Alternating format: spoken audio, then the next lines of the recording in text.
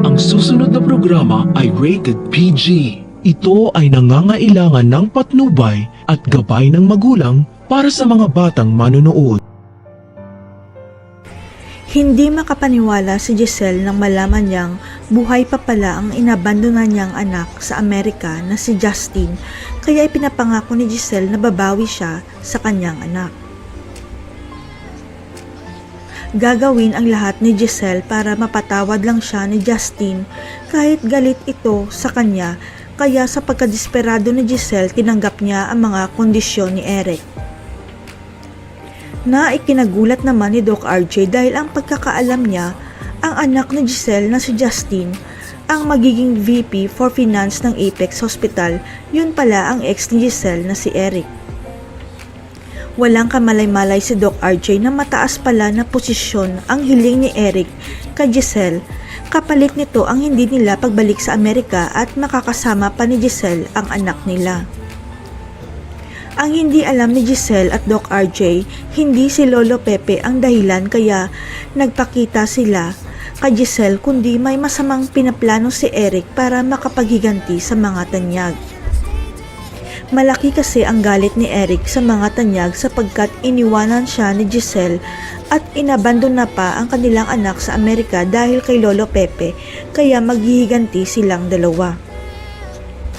Pero tila nakalimutan yata ni Giselle na lalaki talaga ang tunay niyang anak dahil Justin ang ipinangalan niya dito pero babaeng Justin ang ipinakilala sa kanya ng ex niya. Dahil sa pananabik ni Giselle na makasama si Justin, hindi niya muna kinonfirm kay Kinito kung totoo ba na si Justin na ipinakilala ni Eric sa kanya ang totoo niyang anak. Dahil ang hindi alam ni Giselle kaya tumawag si Kinito, kaya lang si Doc RJ ang nakasagot para sabihin sana na lalaki talaga ang tunay niyang anak at hindi babae na Justin.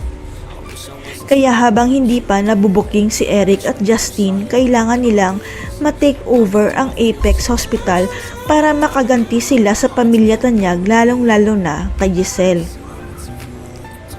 Alam ni Eric ang kahinaan ni Giselle at gagamitin niya si Justin para maisagawa ang masamang plano niya dahil mas mangingibabaw ang emosyonal desisyon ni Giselle kaysa sa logical. Ito ang magpapabagsak kay Giselle at sa Apex dahil magiging kontrabida na si Giselle dahil mas pababuran niya ang anak niyang si Justin bilang pagbawi sa mga kasalanan niya. Ang hindi alam ni Giselle, hindi niya tunay na anak ang kinakampihan niya sapagkat ang tunay niyang anak na inabandon na sa Amerika ay isang lalaki at hindi isang babae.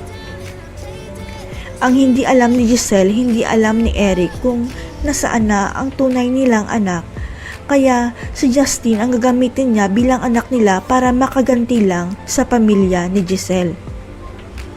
Hanggang sa babalik na ulit ng Pilipinas si Kinito ang nakakaalam ng lahat at sasabihin niya kay Giselle na lalaki na Justin ang tunay niyang anak at hindi isang babae. Ito ang dahilan kaya hindi nakauwi kaagad si Kinito sa Pilipinas dahil nagkamali ang investigasyon niya tungkol sa tunay na anak ni Giselle na si Justin Lindon Javier pala. Si Eric at Justin na kaya ang papalit kay Moira bilang bagong kontrabida sa serye. Mabubuking kaya ni Giselle na hindi pala Justin na babae ang tunay niyang anak kundi lalaki? Abangan.